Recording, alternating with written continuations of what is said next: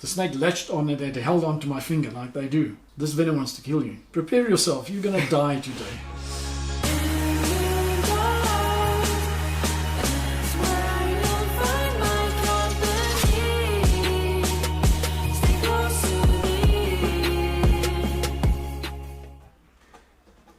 There we go. So guys, today we're going to be talking with Uncle Mike Perry about his forest cobra bite. He's got a really interesting story to tell us, and I'm super keen, so let's show the snake first, I suppose, hey? Alright, let's do the snake. Let's take the snake out.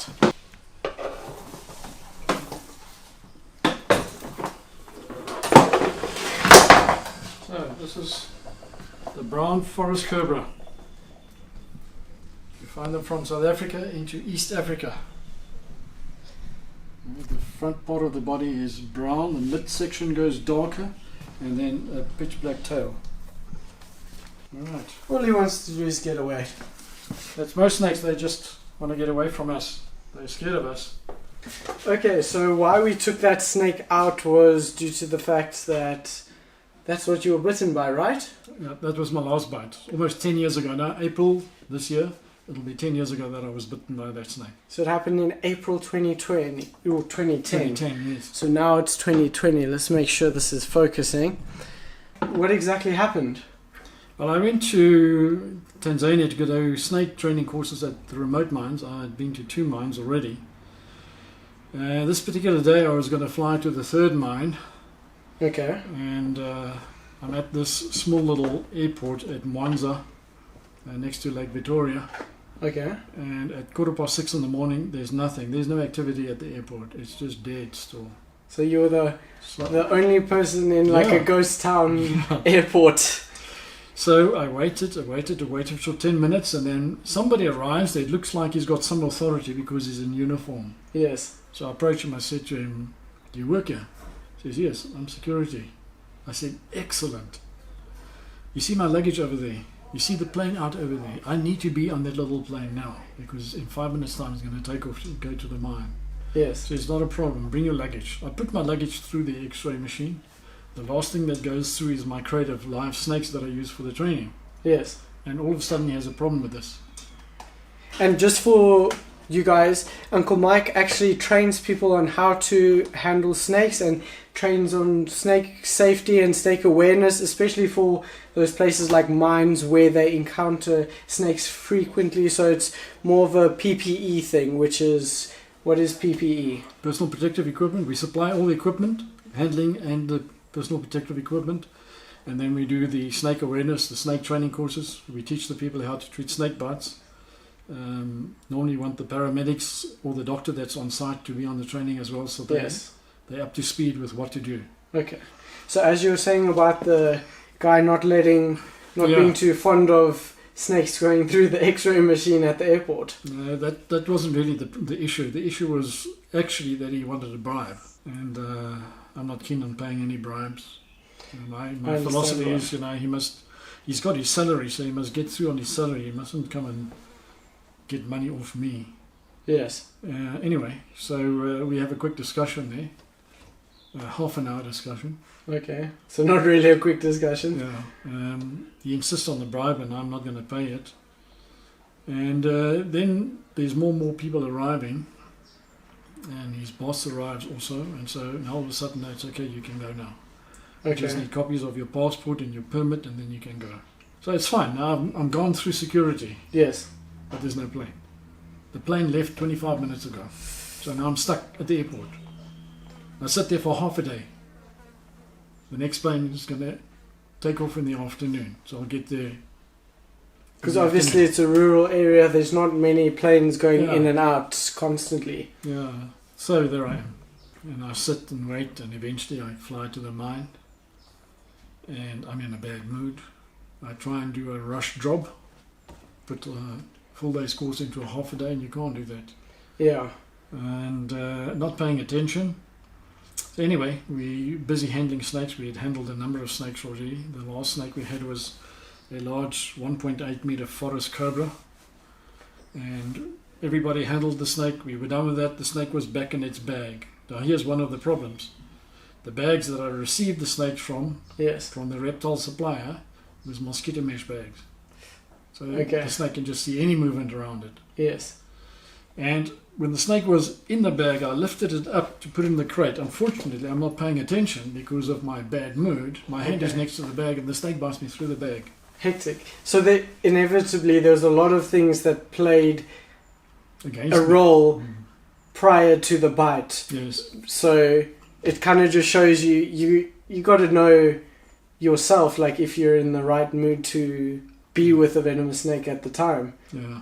What I should have actually done that day is I should have just phoned the mine and said to them, sorry, it's Yes. not going to work out. All right. Yeah.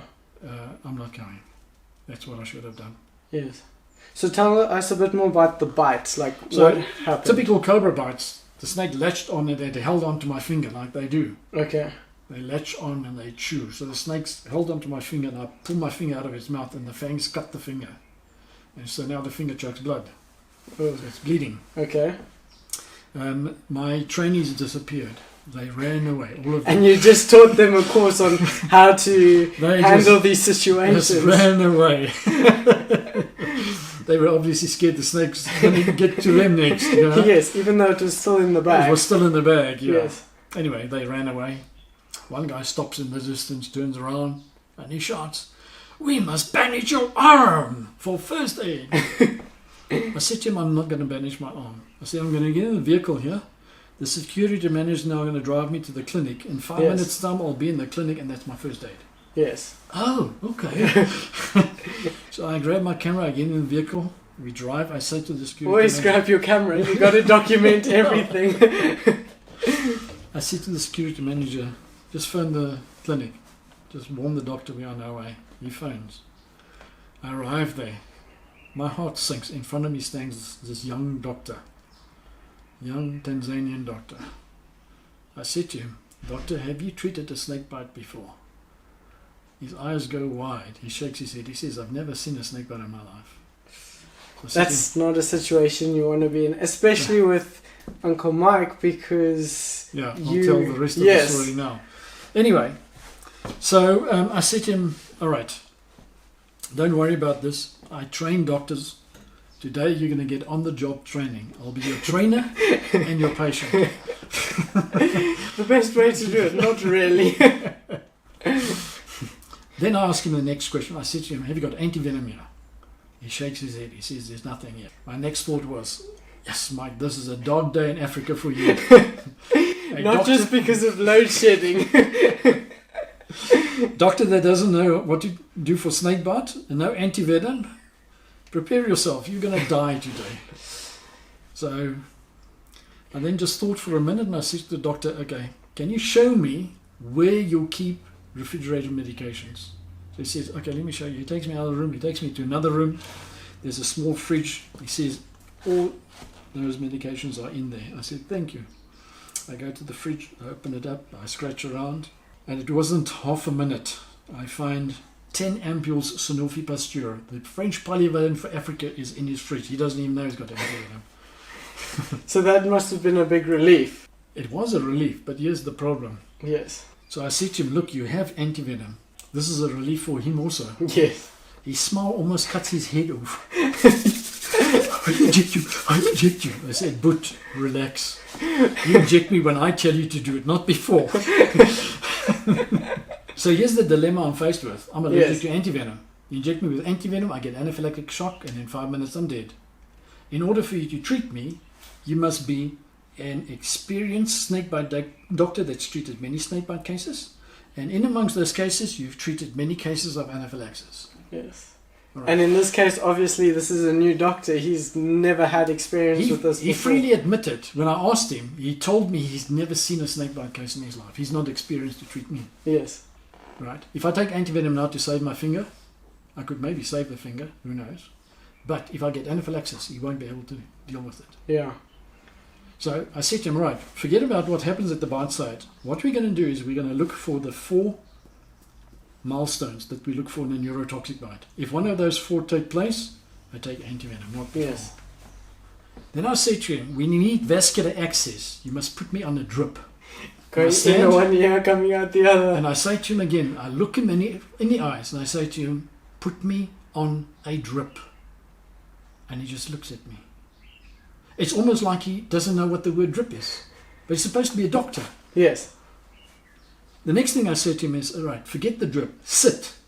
He understands that word because it's just 3 letters, S-I-T, so he sits. I lie on the gurney.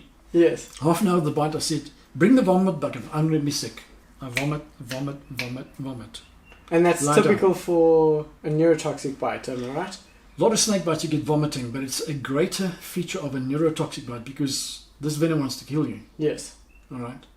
And your body says, you've eaten something that's killing you, let's get rid of your stomach contents. Yes. So the sensor in the brain makes you vomit. Release everything out. Yeah, you get that feeling of nausea and you vomit. Right, vomit the first time, lie down. Half an hour later, I said, bring the bucket, I'm going to be sick again. Vomit the second time, lie down. 45 minutes later, I said, I'm going to be sick again, bring the bucket. I vomit the third time, lie down. 45 minutes later, I said, Boot, bring that bucket, I'm going to be sick again. Vomit the fourth time. After vomiting the fourth time, I lie down. Now when I lie down, I can feel my head is clearing, I'm feeling better. Okay. So I looked at the time, it was 2.5 hours after the bite. So I thought, okay, let me check if there's paralysis. So I get off the gurney, I walk around there, everything works fine. I said to the doctor, cheers, Boot, I'm out of here. He says, are you sure? I said, yes, I'm sure. The look on his face must have been priceless.